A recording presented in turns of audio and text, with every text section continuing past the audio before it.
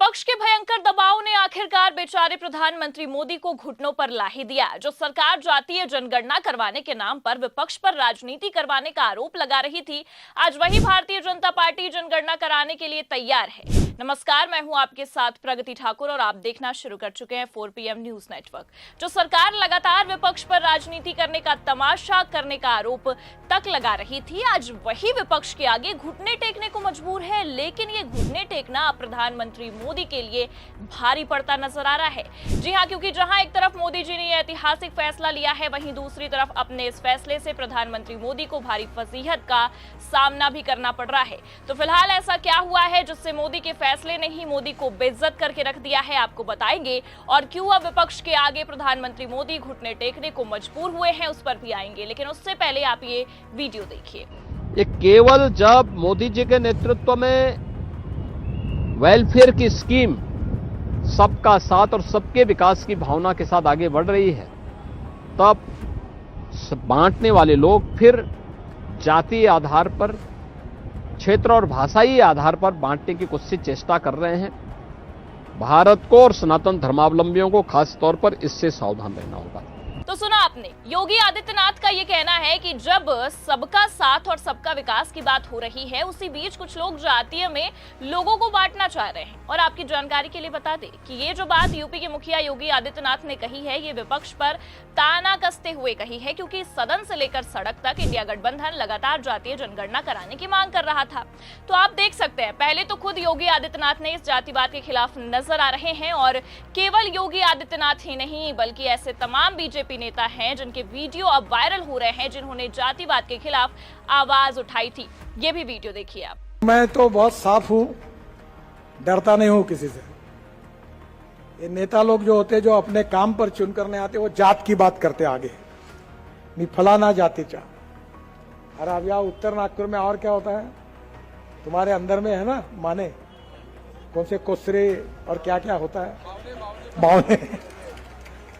हमारे पास कोई जात की नहीं है। मैं कहता हूं, जो करेगा जात की बात, उसको कसके मारूंगा लात। तो देख सकते हैं आप, केवल यूपी के मुखिया योगी आदित्यनाथ ही नहीं, बल्कि नितिन गडकरी तक ने जातिवाद के खिलाफ अपनी आवाज बुलंद की। और नितिन गडकरी ने बकायदा धमकाने तक की बात कह डाली।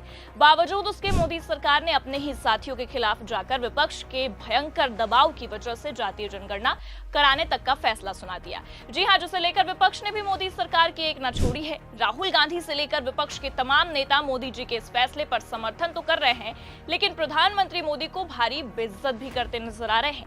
जी हां, क्योंकि आपको यह भी बता दें कि पिछले 3-4 साल से विपक्ष सरकार से इस जनगणना को कराने की मांग कर रहा था, लेकिन तब तो सरकार ने विपक्ष पर ही तरह तरह के आरोप लगाए। लेकिन अब आप देख सकते हैं कि खुद सरकार विपक्ष की मांग को पूरा करने पर उतर आई है। और ये कोई हम हवाई बातें नहीं कह रहे हैं, क्योंकि जिस वक्त पहलगाम की घटना पर सरकार को अहम फैसला सुनाना चाहिए, जो पाकिस्तान लगातार भारत पर तरह तरह के आरोप लगा रहा है, उसे करारा जवाब देना चाहिए। जवाब देने के बजाय प्रधानमंत्री मोदी मीटिंग पर मीटिंग कर रहे हैं, बैठकें बुला रहे हैं, लेकिन देश में जातीय जनगणना कराने के लिए, ना कि पड़ोसी देश को करारा जवाब देने के लिए। देखिए, बाकायदा खबर हमारे पास मौजूद है, लिखा है, जातीय जनगणना पर बीजेपी का यू टर्न, मोदी सरकार ने आखिर बदली रणनीति। तो देखा आपने, जो सरकार लगातार इस तरह की बातें करती थी कि विपक्ष जाति जाति की बात करके दो गुटों में बांटना चाहता है इस देश को, वही सरकार आज घुटनों पर आती नजर आ रही है।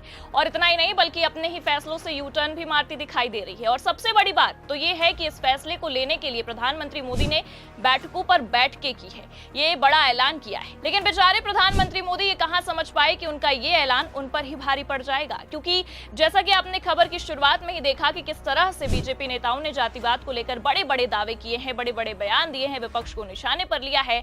अब उन्हीं नेताओं की बयानबाजियां प्रधानमंत्री मोदी की फजीहत का सबसे बड़ा कारण बन रही हैं, क्योंकि विपक्ष अब इन्हीं बयानबाजियों को मुद्दा बनाकर मोदी सरकार की फजीहत कर रहा है। अखिलेश यादव ने तो बाकायदा ट्वीट करते हुए प्रधानमंत्री मोदी और उनके पूरे भाजपाई तंत्र की एक ना छोड़ते हुए एक्सपोज तक कर दिया है और लिखा है, माननीय अब भी अपने कथन पर कायम है या बदलना चाहेंगे? नदी किनारे की चेतावनी, ध्यान रखें रेत दरक रही है। अखिलेश यादव का ये तंज यूपी के मुखिया योगी आदित्यनाथ के उस बयान को लेकर है जिसे हमने आपको खबर में पहले ही सुनाया।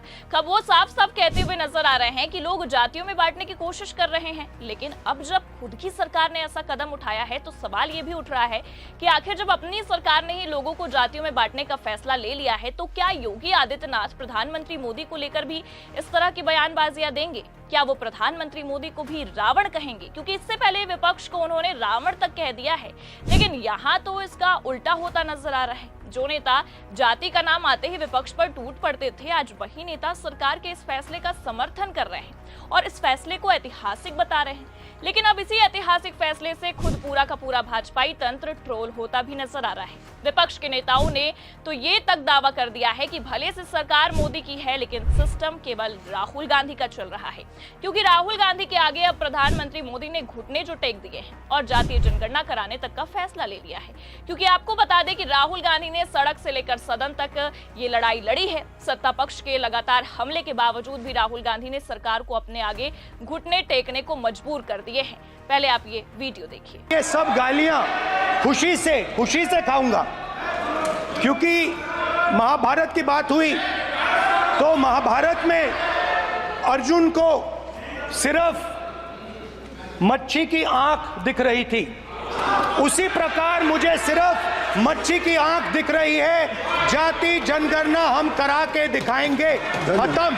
आपको जितनी गाली देनी है आप दीजिए, हम खुशी से लेंगे। धन्यवाद। तो जिस तरह से राहुल गांधी सदन में बवाल काट रहे थे, उसका ही नतीजा आज ये है कि विपक्ष को जाति की बात करने पर बार बार सुनाने वाले नेता आज बिन पेंदी का लोटा बने बैठे हैं और प्रधानमंत्री मोदी जी के हाँ में हाँ मिलाने को मजबूर हुए पड़े हैं और जातीय जनगणना के फैसले को ऐतिहासिक तक बता रहे हैं।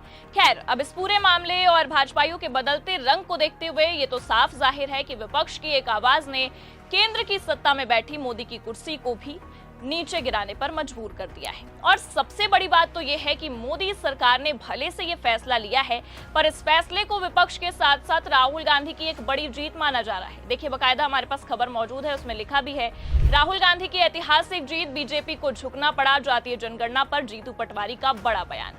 आगे लिखा भी है, ये फैसला केवल एक प्रशासनिक निर्णय नहीं बल्कि राहुल गांधी की उस जुझारू और बुलंद आवाज का परिणाम है जिसने बीजेपी सरकार को बार बार घुटने टेकने पर मजबूर किया है। मध्य प्रदेश की धरती से हम गर्व के साथ कहते हैं कि राहुल गांधी की ये जीत हर उस ओबीसी, दलित और आदिवासी के लिए एक नई उम्मीद की किरण है जो दशकों से अपने हक से वंचित रहा है। तो अब इस पूरे मामले को देखते हुए ये साफ समझ में आ गया है कि मोदी सरकार विपक्ष के आगे घुटने टेक चुकी है। और इतना ही नहीं बल्कि अपने इस फैसले से प्रधानमंत्री मोदी ने राहुल गांधी को एक बड़ी जीत तोहफे में भी दे डाली है। फिलहाल इस पूरे मामले पर और जातीय जनगणना के इस फैसले पर आप क्या सोचते हैं, अपनी राय कमेंट करके जरूर बताइए। खबर कैसी लगी लाइक और शेयर जरूर करें और अगर चैनल पर नए हैं तो सब्सक्राइब और ज्वाइन करना भी ना भूलें। देखते रहिए 4 PM न्यूज नेटवर्क। नमस्कार।